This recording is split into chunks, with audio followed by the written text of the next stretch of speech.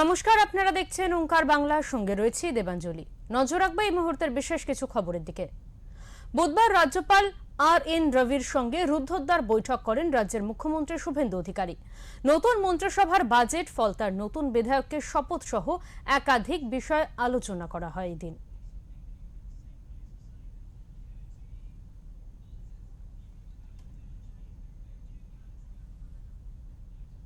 রাজ্যপাল মুখ্যমন্ত্রীর রুদ্ধদ্বার বৈঠক, এই রুদ্ধদ্বার বৈঠকে খুব সম্ভবত যে বিষয়গুলি নিয়ে আলোচনা হয়েছে, নতুন মন্ত্রিসভার বাজেট, তাছাড়া ফলতার নতুন বিধায়কের শপথ গ্রহণ সহ একাধিক বিষয় এদিন কিন্তু বৈঠক করেন মুখ্যমন্ত্রী শুভেন্দু অধিকারী এবং তার সাথে রাজ্যপাল। আমরা সরাসরি চলে যাব, আমাদের সঙ্গে রয়েছেন আমাদের প্রতিনিধি বিশ্বজিৎ হালদার।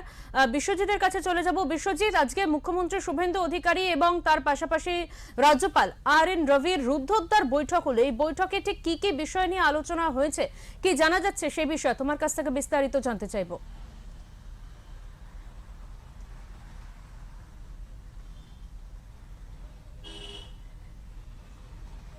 একদম দেখো, আজকে বুধবার দিনকে সকাল ঠিক 11:25 নাগাদ লোকভবনে পৌঁছান মুখ্যমন্ত্রী শুভেন্দু অধিকারী এবং রাজ্যপাল আর.এন. রবির সঙ্গে প্রায় 1 ঘন্টার বৈঠক চলে, রুদ্ধদ্বার বৈঠক।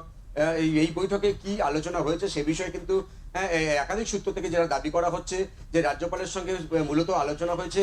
কারণ তুমি জানো যে এই রাজ্যে যে পালাবদলের পর যে রাজ্যের নতুন সরকার, বিজেপি সরকার, এই নতুন সরকারের প্রথম বাজেট অধিবেশন রয়েছে 18 তারিখ, 18 জুন বাজেট অধিবেশন। এবং প্রথা অনুযায়ী বা নিয়ম অনুযায়ী রাজভবন বিধানসভার যে প্রথা, সেই প্রথা অনুযায়ী বা পরম্পরা অনুযায়ী কিন্তু যে বাজেট অধিবেশন শুরু হওয়ার আগে রাজ্যপালের একটি ভাষণ থাকে, তারপরে বাজেট অধিবেশন শুরু হয় এবং সেই বিষয় নিয়ে হয়তো আলোচনা হয়েছে বলে অনেকে মনে করছেন। এবং সেই সঙ্গে তুমি জানো যে ফলতার উপনির্বাচনের ফল ঘোষণা হয়েছে, ফলতার যিনি নতুন বিধায়ক তার শপথেরও বিষয় রয়েছে।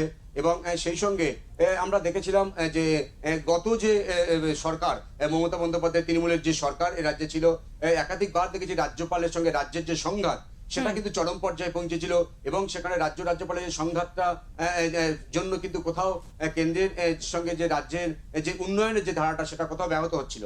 এবারে রাজ্যে ডবল ইঞ্জিন সরকার এবং এই সরকারে একাধিক উন্নয়নমূলক কাজ হবে এবং রাজ্যপালের সঙ্গে রাজ্যের যে সম্পর্ক সেটা কার্যত কোন ধারায় বইবে সে বিষয়গুলো নিয়ে আলোচনা হয়েছে। মুখ্যমন্ত্রী শুভেন্দু অধিকারী তিনি রাজ্যপালকে এই বার্তাই দিতে আজকে এসেছিলেন। অনেকে মনে করছেন যে এই বার্তা দিতে এসেছিলেন যে এবারে আর রাজ্যপাল সংঘাত নয়, রাজ্যপালের একটা সমন্বয় রেখে রাজ্য প্রশাসন চলবে এবং এই ডবল ইঞ্জিন সরকারের যে উন্নয়ন প্রক্রিয়া চলবে সেই উন্নয়ন প্রক্রিয়ায় রাজ্যপাল তিনি অভিভাবকের ভূমিকা পালন করবেন। এই সমস্ত বিষয়গুলো কিন্তু আজকের আলোচনায় উঠে এসছে। এবং সেই সঙ্গে তোমাকে যেমনটা বলছিলাম যে ফলতার যে নতুন বিধায়ক তৃণমূল বিজেপির যিনি জয়ী হয়েছেন তার শপথের বিষয় রয়েছে। এবং সবচেয়ে তাৎপর্যপূর্ণ বিষয় যেটা, যে এখনো পর্যন্ত 18 তারিখে নতুন সরকারের বাজেট অধিবেশন রয়েছে, তার আগে কিন্তু যে নতুন যে মন্ত্রিসভার যে মাত্র 5 জন সদস্য তারা নিয়ে এই মুহূর্তে শুভেন্দুর মন্ত্রিসভা চলছে, এই মন্ত্রিসভা যে আরো সম্প্রসারণের বিষয়টা সামনে আসছে, এই জুনের প্রথম সপ্তাহে হয়তো এই মন্ত্রিসভাটা হয়তো শপথ নেবেন। এই নতুন মন্ত্রী কারা হবেন সে সমস্ত বিষয় নিয়ে কিন্তু হয়তো আলোচনা হয়েছে। কারণ দেখেছিলাম কিছুদিন আগে দিল্লিতে তিনি মুখ্যমন্ত্রী শুভেন্দু অধিকারী তিনি গিয়েছিলেন কেন্দ্রীয় নেতৃত্বের সঙ্গে, সেই যে মন্ত্রীদের তালিকা সেটা নিয়ে আলোচনা হয়েছে। তারপরে আজকের এই রাজভবনে আসা, অনেকে মনে করছেন তাহলে হয়তো এই যে মন্ত্রিসভার যে সম্প্রসারণ সেই বিষয়টা নিয়ে আলোচনা হয়েছে রাজ্যপালের সঙ্গে। দেবাঞ্জলি, একদমই, অনেক ধন্যবাদ বিশ্বজিৎ তোমাকে।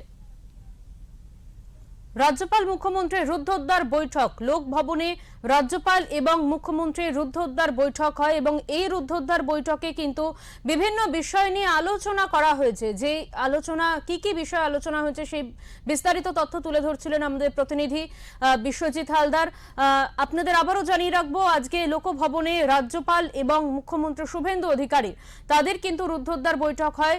বেলা 11:25 নাগাদ থেকে কিন্তু এই বৈঠক শুরু হয়, যেমনটা আমাদের প্রতিনিধি আমাদের সামনে তথ্য তুলে ধরছিলেন।